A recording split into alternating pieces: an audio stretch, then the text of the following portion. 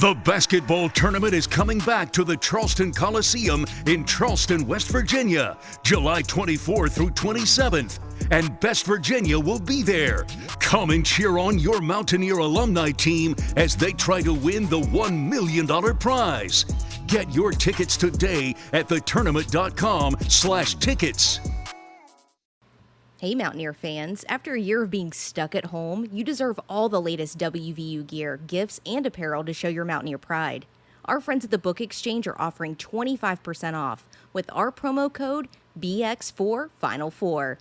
Shop online at bookexchangewv.com or at their downtown Morgantown or Evansdale locations. That promo code again is BX4 Final Four.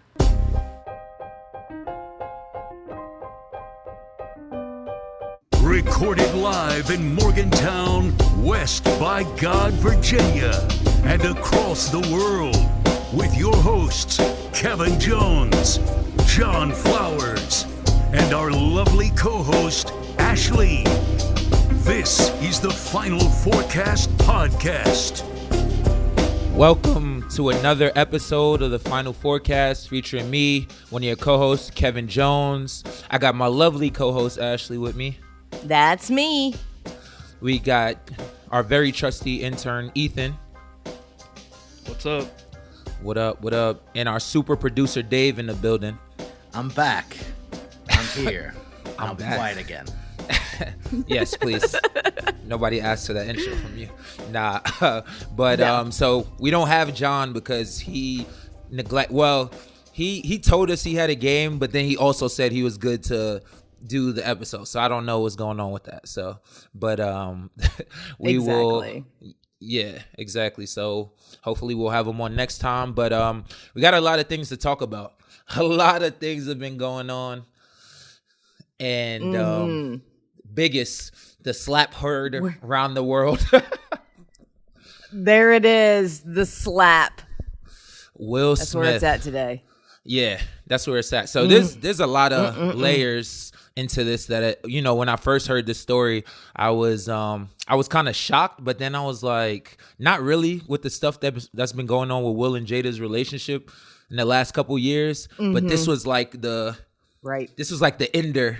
This was the big finisher. But what are y'all thoughts on that? Like, how do you think that should have been handled? Do you think Will Smith was in the right, or how do y'all feel about Ash? How you feel about that? No, absolutely not. First of all, to anyone out there who doesn't understand what is going on, Sunday night at the Oscars, Chris Rock, of course, is up there presenting, and he was making jokes about people in the audience, like the comedians always do.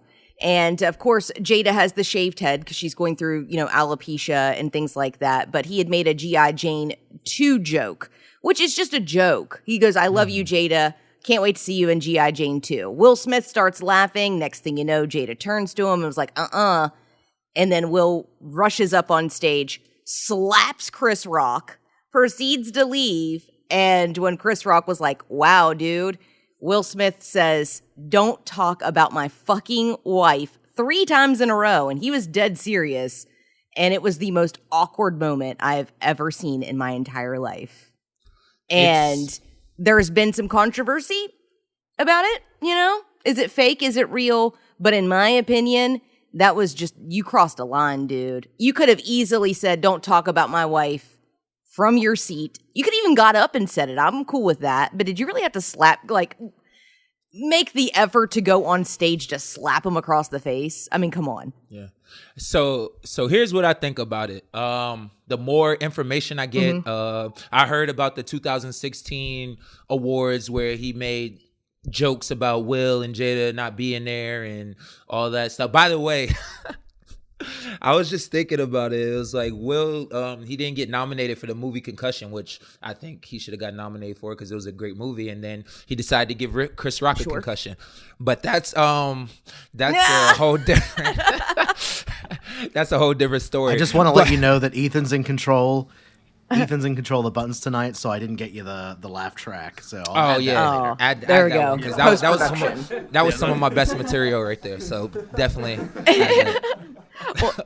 I think it's interesting too. So one of my listeners called me today and gave me the best line because, as we know, Jada's cheated on Will. Right, that's part of their letting everybody know into their business bullshit. And he's like, yeah, Will Smith's like, keep my wife's name out of your mouth. Maybe your wife should keep other things out of her mouth as well. And I'm like, damn, I said that. I didn't think about that. It's so crazy. Isn't that crazy though? Because the person he's trying to protect and save is the same person that I feel like is disrespected him. Yeah, and I think last night was just a culminate. Obviously, I don't think it was just a joke that set him off. I think it was just that was what pushed him over the edge for whatever reason. But I think this has been building up over a while. Yes. But he just snapped. There's no other nobody that's sane is doing that ever. He just snapped, and unfortunately, it was Chris Rock. But here's what I don't understand about Chris Rock, because you're seeing. I just made a joke about your wife, right? Obviously, you're laughing and stuff, but you're approaching me. I'm not just. He kind of like leaned in, like kind of like dared him in a way to do something. And I don't care if you think somebody isn't about that life or whatever. Rule number one is always protect yourself, no matter where you at. So that's what I didn't get about Chris Rock, like the whole situation. Even if like I'm getting in my fighting stance or whatever I got to do until I realize what he's trying to do, his intentions. So that's what I didn't understand either. I thought he thought maybe because like he was laughing as Will's coming on stage, and even Will's face when he turns around and walks away, he almost has a smirk on his face. So maybe he thought he was coming up there to like fake hit him or like, you know what I mean, like play around. Maybe that's what he thought, because I didn't see him like lean into it. But maybe he did. But at the same time, like the last thing, if I'm presenting at the Oscars and I make a joke and I see Will Smith coming up on stage, now Kanye West, different story. But if I see Will Smith coming at me, I'm not going to think he's going to hit me. You know, like that's the last thing on my mind. This is a thing I've been thinking about for the last couple of years. Like Will Smith kind of went rapidly downhill for a while. And then over the last few years, he's become really kind of thrown into the public consciousness against its will again. Like, do you guys remember when he started becoming a YouTube blogger and like started going on pop culture memes and stuff like that? Yeah, like he tried a YouTube channel, and then like he's got these documentaries about losing weight again and launching Fresh Prince. And I think that he's become this crafted corporate personality, and I don't think he's a person right now. I think he's this product to get back into where he was in his heyday. And I feel like like he's lost, especially after being made a meme for the last year with his wife owning the conversation about their marriage and his kids being so open about their life. And he's typically not been that open, but like he's been thrust into the dialogue no matter what. So like I saw it last night or this morning when I woke up. I was like, what the heck? Why is Will Smith trending? What's going on? I just see it as like a culmination of that. You think it's a publicity thing? Not a publicity thing, but I think it's just like this guy is trying to do every little thing to be as big as he once was. Relevance. And it just snapped. It just snapped in one go. It just snapped. Yeah. So I don't know that it was publicity. I feel like it was him breaking down. Someone had a video of Denzel Washington confronting Will Smith during commercial break. So I don't think they actually caught it on video. I mean, I know that he talked to him, but was it said what Denzel said to him? No, it was just caught on video from a distance. Okay. Because he had to accept an award like less than an hour later after that, because he finally, for his first time, got won the Oscar. So it's crazy because all this hard work you've been working for, and then now you're only. I won't say you only going to be remembered by that, but you're mainly, that's a part of your legacy that you can never get off. And yep, I 100%. In my opinion, I don't know their relationship. You know, everybody from the outside looking in, we can all judge, and I don't want to be that guy. But I'm like, if somebody is driving you to the point where you feel like you gotta protect them at that cost, do you think he should still even be with Jada anymore? Right. Exactly. No. And I think they need to work on their shit. You know what I'm saying? Clearly there is something going on in that marriage that is unhealthy. I will say that. because and honestly, here's the thing. This is a tough one. As much as I want to protect my significant other, and I would want Joe to stick up for me as well, but if I'm offended by a joke and I give Joe the look, you know what he's going to do? He's going to hold my hand and be like, babe, it's cool. It's just a joke. Mm-hmm. He's not going to run up on stage and deck somebody in the face, you know? Now, if a man lays his hands on me or straight up fucking disrespects me, then we're going to have a different issue. But that's not what happened. That is not what Chris Rock did. It wasn't even that mean of a joke. Exactly. It was fucking funny. He didn't call her out of her name, anything like that. Like, nope. He literally made, but yo, this is how crazy Will Smith is. Like, this is when I realized, I was like, yo, Will Smith is kind of crazy. He was sitting there laughing the whole time while Chris Rock was making a joke, and then Jada rolled, and if they pan the camera and like Jada had like rolled her eyes or something like that, and then like a few seconds later he goes up there and smacks Chris Rock. So I don't know if he was like egged on by Jada to kind of do it, or the people that was around them, but it doesn't seem like that was a genuine reaction from him. I don't think that was a genuine reaction. I agree. I think he was kind of forced. Like, no. he was just like, they forced his hand, so he had to do something. Exactly. Which is why I kind of think that part of his apology is bullshit, which Dave's posted up for us. He said, violence in all its forms is poisonous and destructive. My behavior at last night's Academy Awards was unacceptable and inexcusable. Jokes at my expense are a part of the job, but a joke about Jada's medical condition was too much for me to bear, and I reacted emotionally. Bullshit. Okay? Let's call a spade. Bullshit. You laughed at it. You did not have a problem with it until she looked at you, and then you had a problem with it. Okay? Exactly. And now he's apologizing, which I think is wonderful, but let's keep it real. Let's keep it real. At the same time, let's calm down on the Will slander. Not you so much, but just like we all have to step back because we've all had a bad day. And where we've reacted emotionally to something that, you know, we wish we could have taken back. The basketball tournament is coming back to the Charleston Coliseum in Charleston, West Virginia, July 24 through 27. Whenever he went to sleep, he thought about Virginia that. will be there. Come and cheer on your Mountaineer alumni team as they try to win the $1 million prize. That your mess up isn't just a regular mess up. You did this in front of the whole world. Mm-hmm. And that goes back to my point. At the fucking Academy Awards. And also of all places. And not to mention, this is a place that like us as Black people have been trying to get into. So imagine people seeing this, they're like, this is why we don't let them in. This is just another excuse, dude. A reason why they don't let us in, because they feel we behave like that. And just for Will Smith to do that, I mean, again, we all have bad days, but it's just unfortunate it had to be at that time, you know, especially with him winning. Exactly. I mean, we might have thought differently if it was like the MTV, you know, movie awards. We might have been like, man, whatever, it's MTV, you know. Yeah, but exactly. if you hit him at the Oscars, the most prestigious award show in the world, and you're gonna act like that, and it's crazy too. And I think for me, I think it's hard to swallow because of who it is. You don't think of Will Smith as a violent man. You don't think of him as acting out of character or acting out of pocket ever. So where did this come from? I mean, really, where did this come from?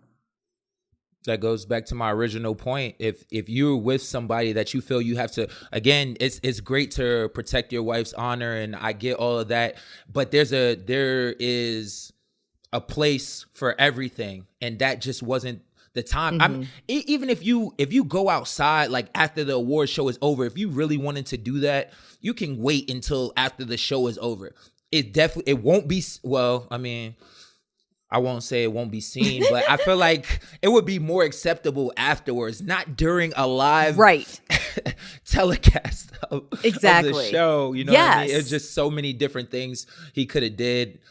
And, you know, unfortunately, Will Smith is still one of my favorite actors. I still think he's a great person. We all have moments of weakness that make us do stuff that we regret. Sure. But this won't be forgotten ever.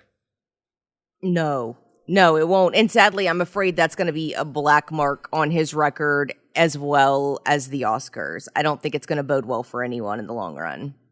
Because also, I'm shocked as hell that the Oscar security did not escort his ass out of there. And I think the only reason that they didn't was because they knew he was going to win Best Actor, and they were like, that's not going to look good on us if we escort him out and then we have no one to accept Best Actor because he's the winner.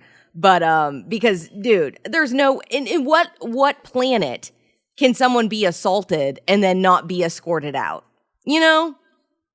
Exactly. Let's go throw that out there, which is why I think a lot of people think it was staged. Right. Yeah. It was so crazy that it wasn't believable. Like, it was so crazy that it had to have been staged. That's how it looked.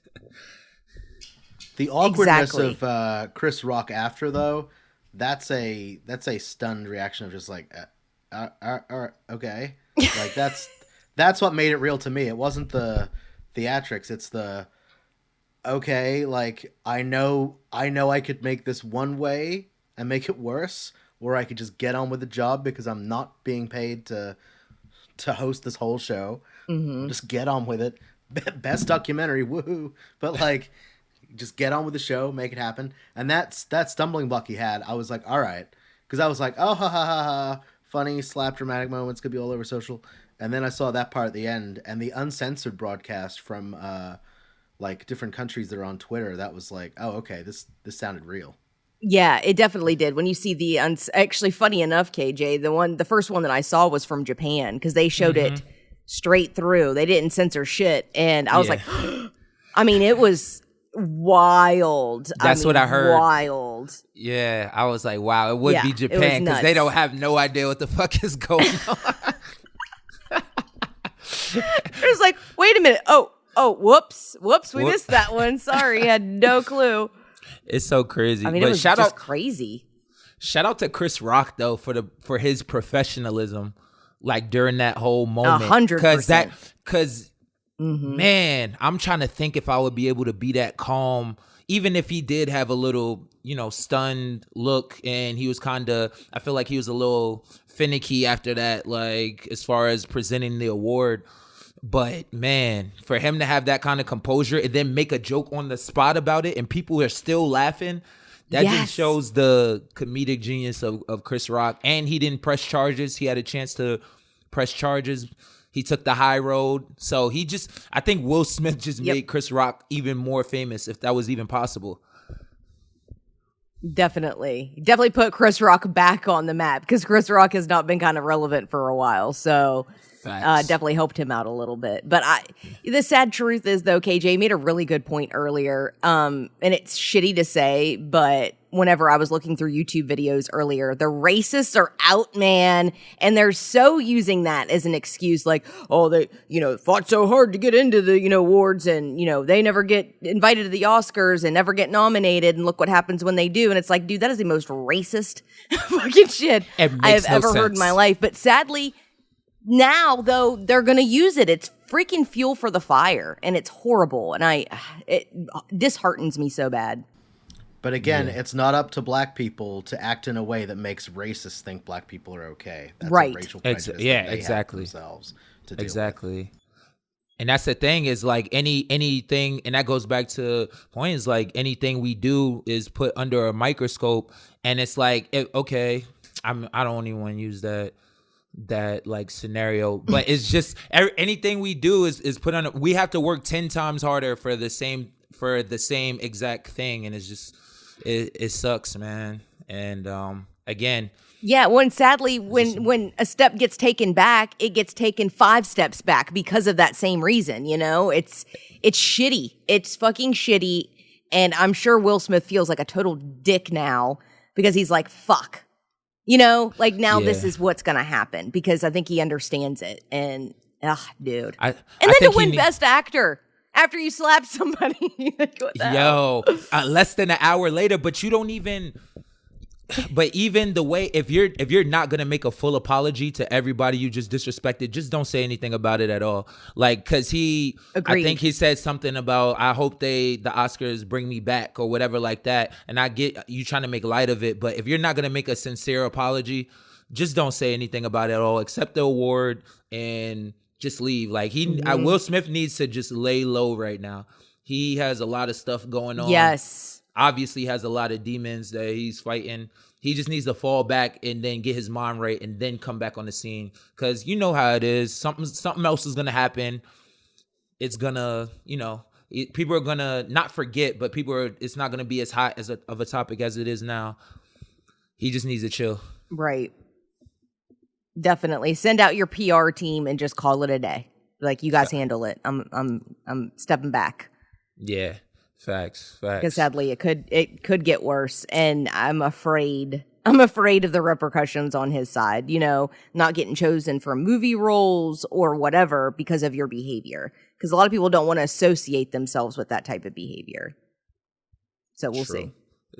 This is very still true. Not as crazy as Kanye though. Fucking Kanye out there wilding like I don't even know what. So yeah, no, I think he got Kanye. There's that. I think he got Kanye's crown because he actually put hands on somebody. I think he got Kanye's crown now. That's true. If you're in a That's category true. with Kanye, like in any kind of behavior, that's not somewhere you want to be. Definitely not. Definitely not. By the way, do you follow Kanye on Instagram? I haven't been on because Instagram this guy's the last crazy. few months. Like, let me hang on. Sorry, I know this isn't a part of our repertoire tonight, but we've got to mention it at least. I think that's the oddest feud ever is Kanye West and Pete Davidson. Yes, it's bizarre. He deleted all of his posts again. He's deleted all of his posts like I don't even know how many times. But I mean, he just keeps going at it. Like, you got a new girlfriend, yet you keep talking about Pete Davidson, and he's not apologizing for the music video that he did, which was done in like claymation, where basically he cuts Pete Davidson's head off and buries it, and all this craziness. And he's literally being so abusive towards Kim. Like, I feel for that girl, man. And it's just, he literally has mental health issues. We know it. But when is somebody going to get this man some help? He's screaming for help. Somebody needs to do something. Yeah. And even though I know some people think it's entertaining to follow that on social media, for me, it brings a tear to my eye because he's better than that, And it breaks my heart. It really does. Yeah. Like, what is going on these days? That's true. Like, I also, in that same regard, I also think it's two sides to every story. So I'm sure Kim isn't relieved of any I guess I would say she isn't relieved of any like part in this. I'm sure she had a part to play in this as far as like the breakdown, but it's just it's like magnified on Kanye West's part because he keeps going. Like it's over. You got to accept it and you got to move on with your life. And the more you keep on doing this, like the public is not going to be on your side. Like they're going to look at you as the bad guy, even if that might not be the whole story, So he just, hopefully he gets the help he needs. If he hasn't at this point, I don't see it happening. And it's just sad. I know, that's the sad part. Yeah, it's also sad too that I was just watching the full 3 episodes of the Kanye documentary on Netflix, and it just shows him in a whole totally different light of like, man, this is what I used to be like, you know what I mean? Like, used to be so inspirational, used to be a person of the people, and now it's just to see what he is now is just kind of sad. I agree. I also watched the documentary, and I remember the first 2 episodes, I'm like, yes, give Kanye a chance. Like, he deserves a chance. He just wants to rap. Let him release the album, like rooting for him. I saw a wonderful side to him and the beautiful relationship that he had with his mother, who is wise. That woman was so wise. The things that she had said to him was just, poignant and so beautiful. And I can understand that being part of his breakdown was losing his mother 100%. However, with that being said, as we've gone through the motions, and I think the more he keeps himself in the spotlight, the worse off it's going to be. Because he literally posted on Instagram not that long ago about how he was worried that Pete was going to get his wife, he even called her his wife hooked on drugs. Like, no offense, motherfucker, but you also went through an opioid addiction and she helped you through it. She didn't get addicted to drugs. And Pete Davidson smokes weed. Like, come on. Give me a break. Yeah. I mean, yeah, it's crazy. I mean, to be honest, in my opinion, that relationship isn't gonna last much longer. And I'm not gonna say just because of Kanye, but it's just, I don't know. I don't see that working, but it might work. Opposites attract, and I True. don't know where their where their fascination with each other came, but he's a weird dude too. But he's like one of those dudes that like you can't be mad at though. Like he just, Exactly. you can't be mad at him. And the chicks that he's banged, I mean, Ariana Grande, who else? He's dated all kinds of hot chicks. It's like, what? I mean, Pete Davidson must be hung, dude. That's all I can say. He got something going on. I mean, he's funny, obviously. But that's the last person I ever expected Kim Kardashian to be with. Ever. That it would not even be on my radar as far as the men that she would date after Kanye, like at all. But you know what? If he makes her happy, if they make each other happy, good for you, Yeah. Every girl that Pete Davidson has dated, it's been the same thing. Like, how did he get her? Ariana Grande, Kim Kardashian.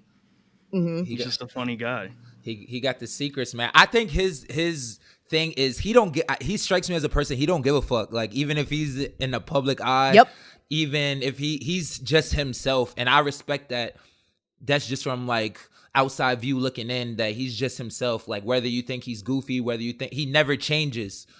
So I think the like authenticity of him, especially in a place like Hollywood is not authentic when people, I think it's just kind of refreshing when you see somebody like him. I agree. Yep. Or he could just have a big, like you said, well, that could be. It's got a big dick. It's okay. You can say it, Kev. Nah, I don't it's want okay. to because it makes me. I don't want to say it. I don't want to say that word. You can say it for me. All right, I said it for you. There it is. All right. Want to advertise with us? Want to promote your business, product, or service? Be heard and seen by our incredible Mountaineer fans and loyal listeners. Leave a message at 304-807-9098. Send us an email at finalfourcast@gmail.com or fill out the form on the finalfourcast.com. Cha-ching! In other crazy news, let's get into it. We've had so many guys transfer in the past few weeks, and now it looks like Sean McNeil is joining that roster, entering the transfer portal today. What are our thoughts? For me, it's unfortunate, but not something that I didn't see coming. I wish Sean the very best, just like I wish with everybody else who, decided to go to another school. I would have liked for him to come back. I think he would have done well if he did come back for his last year, but sometimes you just get tired, man. Sometimes you just need a new change of scenery.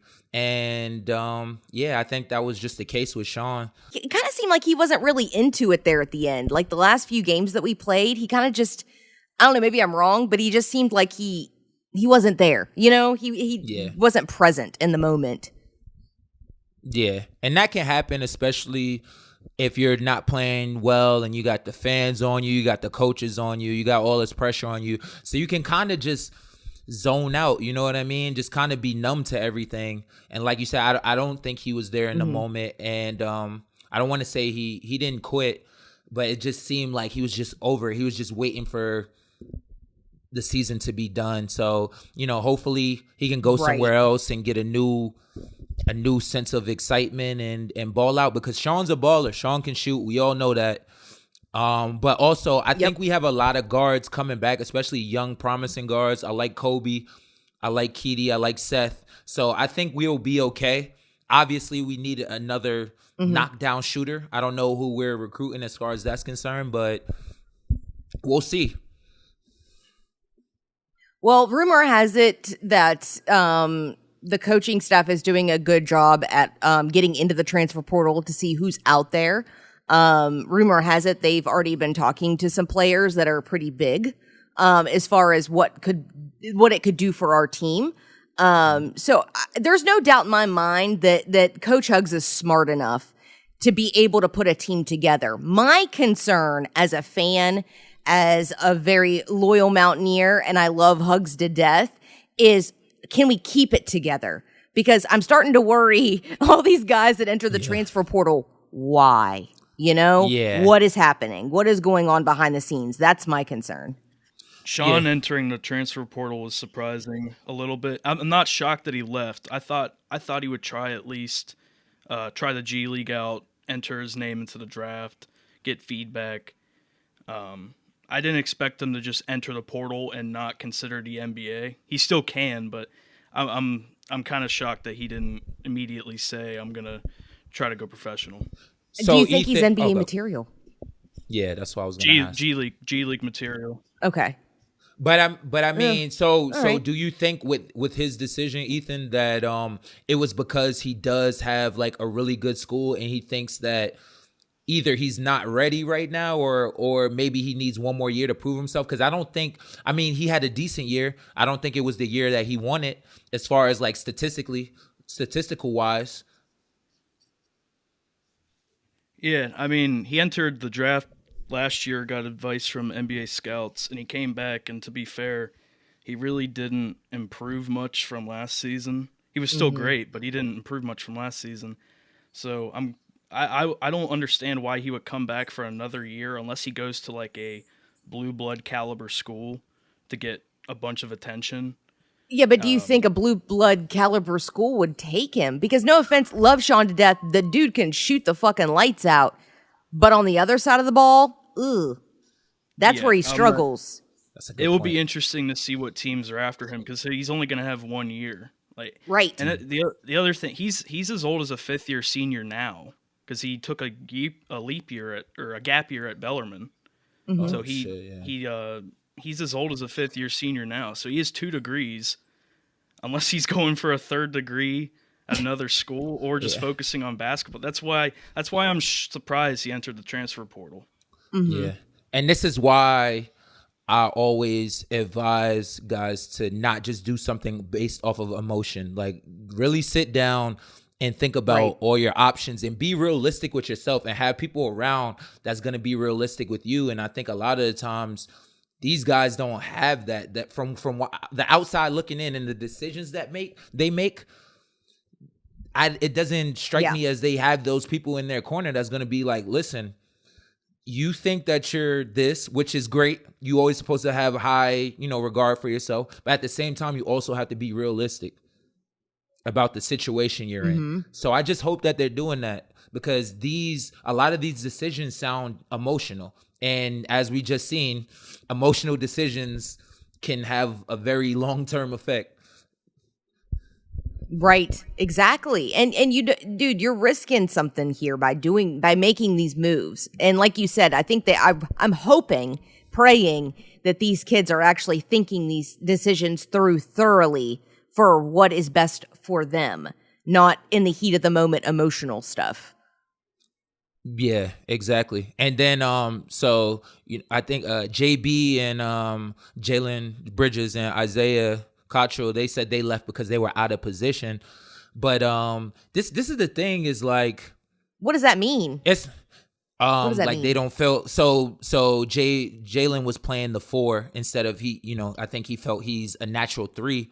But I never looked at a game for all the games that I looked at. I never was like, oh, when JB is out of position, he's undermanned in anything because basketball now is like it's rarely post up, especially in the Big 12. I feel like it's very run and gun, so it's kind of positionless. Yes. So I didn't really. I mean, I understand it more for Isaiah because he's playing the center.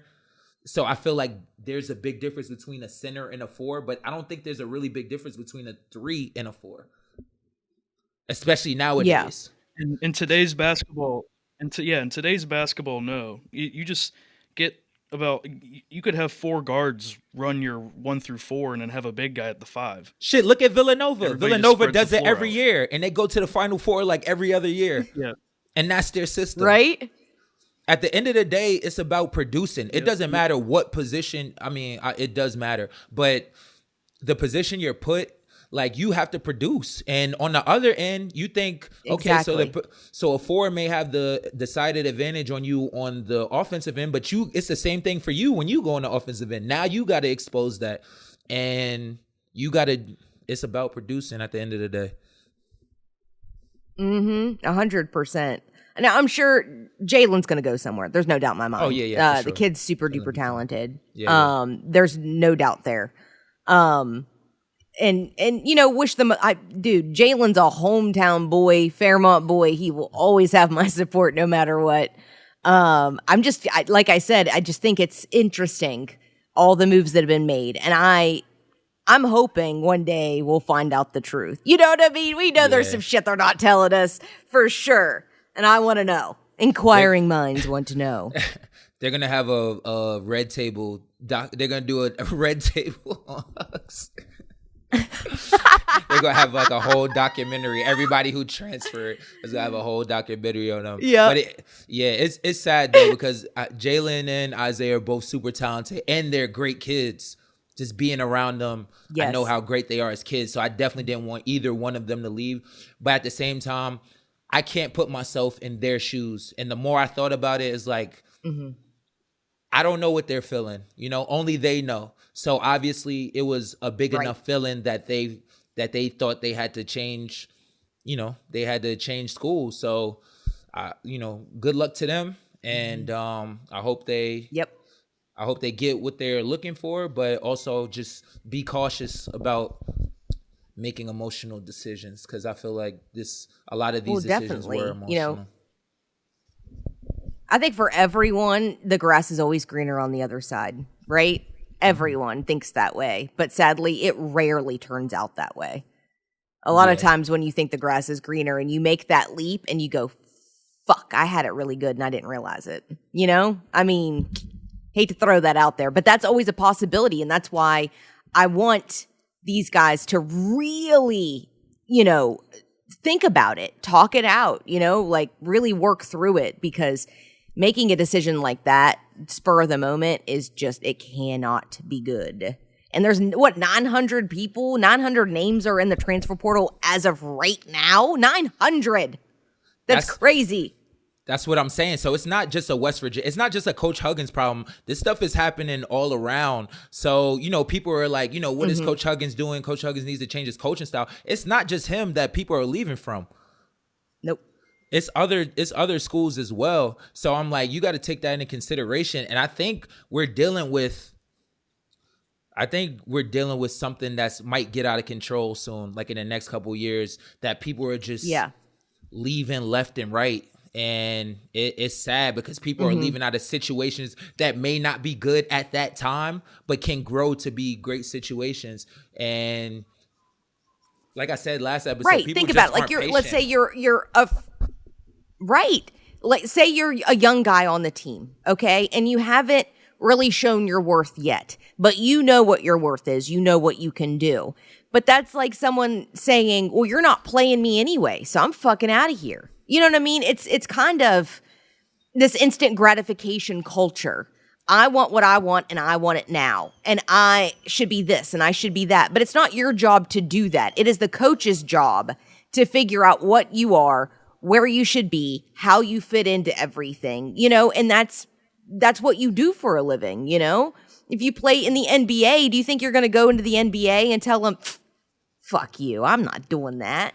No, you won't. Yeah. You know what I mean? It's the same concept. So honestly, I understand why the NCAA made the move for the transfer portal, especially during COVID. You don't want to make somebody sit when people were short-staffed and everything else the way it was. However, I will put money on the table right now and say that the NCAA will change the transfer portal back to what it used to be, and that is you got to sit a year if you go into it. Well, the good news is kids now can only transfer once free. So anybody that's entered the portal this offseason can't enter it again. Really? Unless they want to sit out, like the old rule. You only get one free transfer. So, gotcha. Like for example, Jaylen and Isaiah, they won't be able to enter the portal unless they want to sit out a year. Interesting. But just looking at guys that have departed from the program, they've hosted, or the team has hosted a couple guys and is going to host another big man in a couple weeks. Eric Stevenson from South Carolina. He's a guard. He's a lot like Sean's build, Okay. but he plays defense. Good. Yeah. Ooh, dang, that was a sharp one, Ethan. I know. I'm sorry. You might want to I tell didn't mean him to next say it time like before you that. stab him in the back like that, Ethan. Hey, he Sheesh. doesn't. He doesn't shoot as well as Sean though. So that's what Sean's got over. I'm just messing with you. Stevenson plays defense. Yeah, as always, it's all right.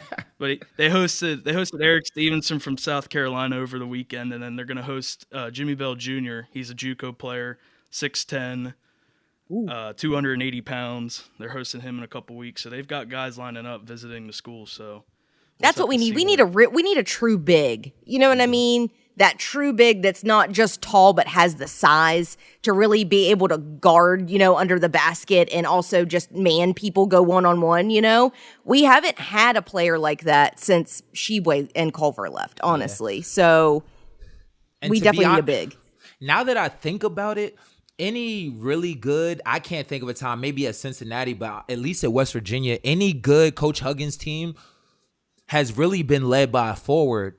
I think maybe Javon's West Virginia years was maybe the only time I could think about a guard leading the team and them having success.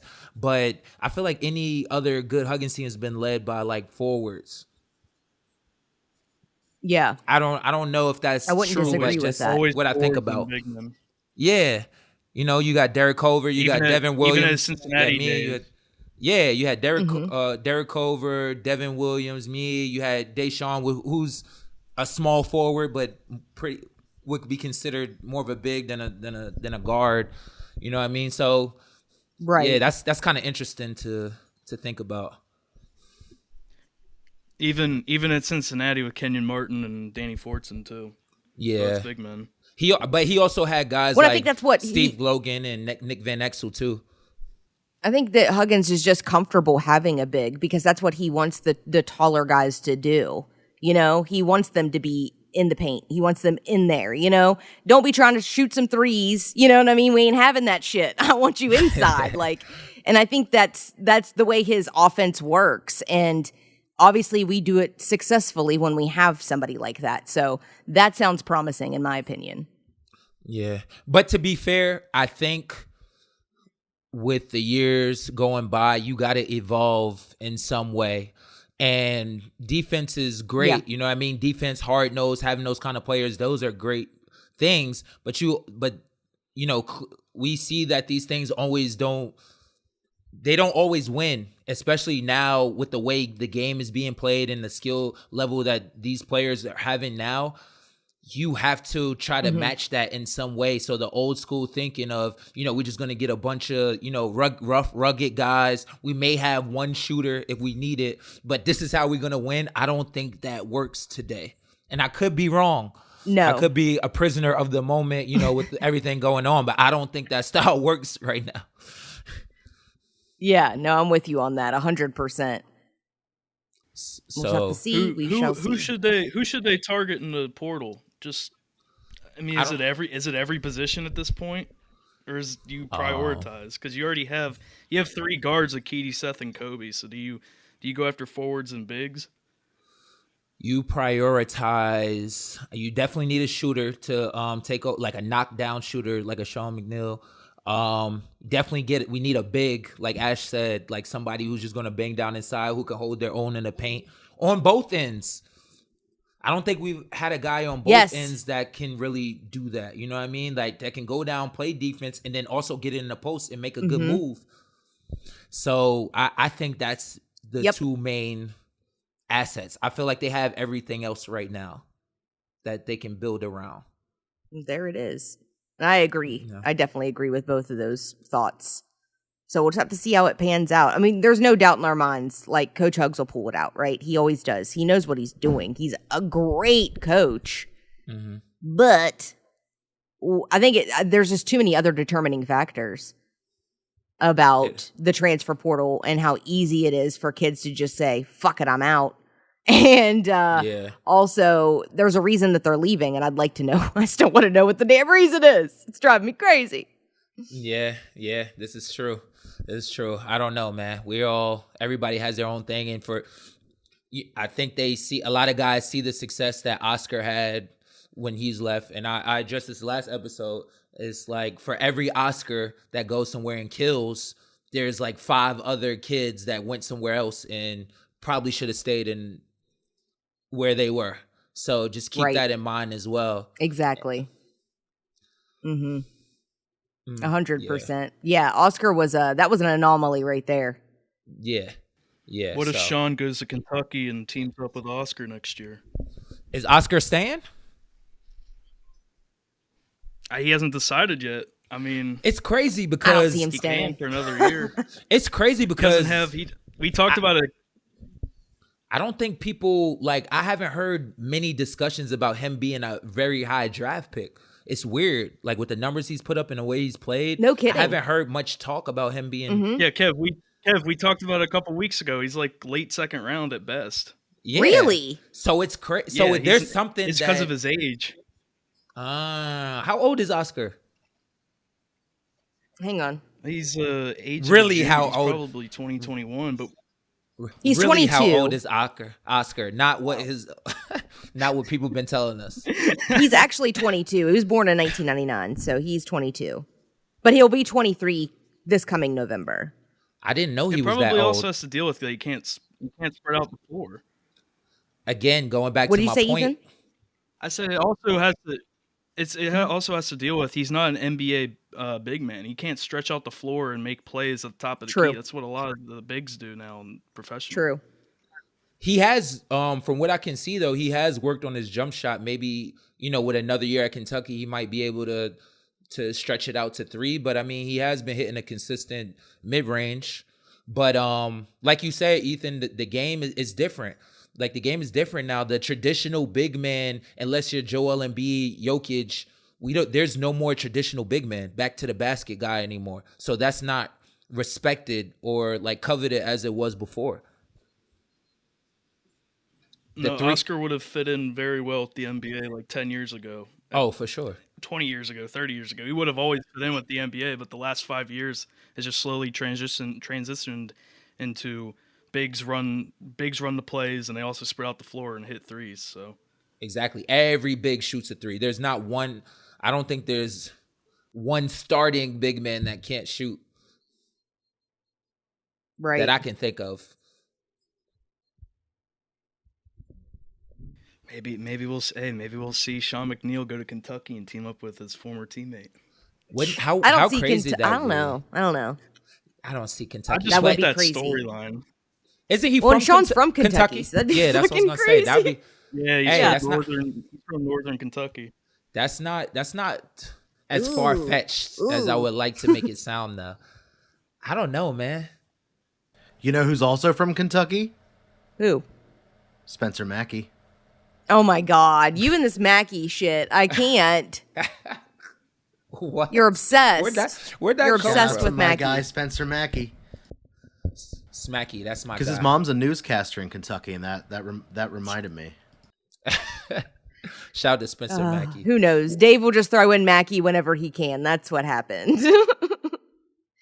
But according to what I'm reading right now, I guess a lot of people thought, once Sheboy's NIL eligibility came through in Kentucky, oh yeah, he's good. He's going to stay.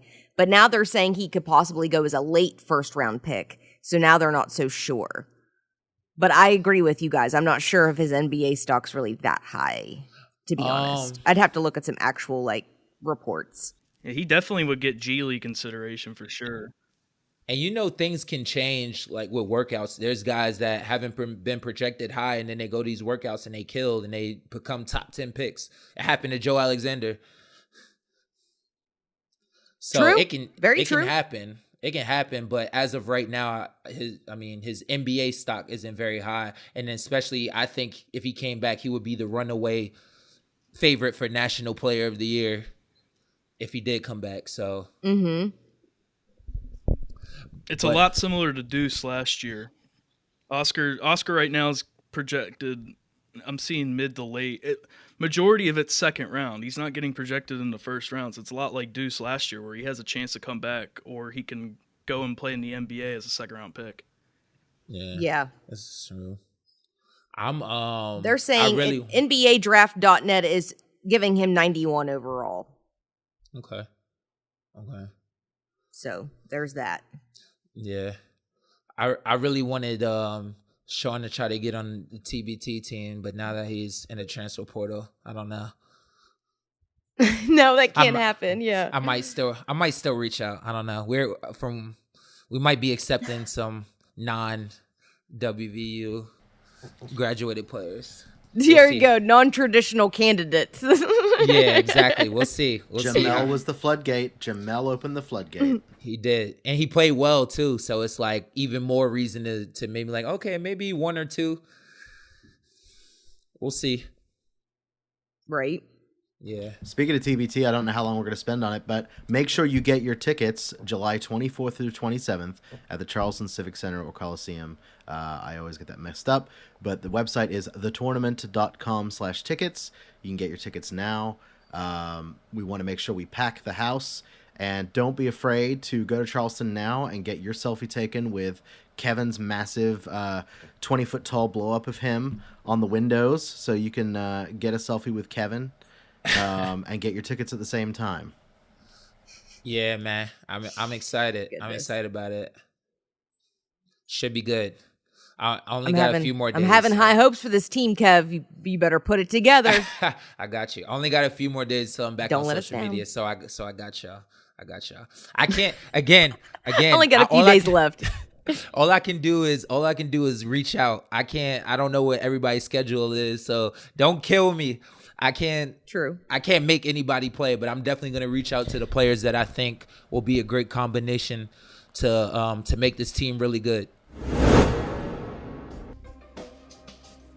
Well, that was another episode of the Final Fourcast featuring me, one of your co-hosts, Kevin Jones. Got my lovely co-host, Ashley. That's me. Trusty intern, Ethan, always with his brilliant points sometimes. Always with my brilliant points. Always, sometimes. But got our super producer, Dave. Hello, thank you. Get your vaccinations and boosters. My Omicron BA2 session was 2 days of a bad cold, so make sure you get protected and boosted. There you go. You had BA2? I got the new boy. Oh, wow. Got that new. You got that new. There you go. So I'm gonna be running out. I'm gonna be running out without a mask for the next 3 months because I got those antibodies. He's gonna go wildin'. Watch out. If you see Dave running towards you, please wear your mask, people. Protect yourself because he's not trying to protect you. I'm gonna be slapping people left and right, like he's not. I might go spit on some people. Let's go. Oh my God. Yo, y'all are wild. All right. Till next time. Peace.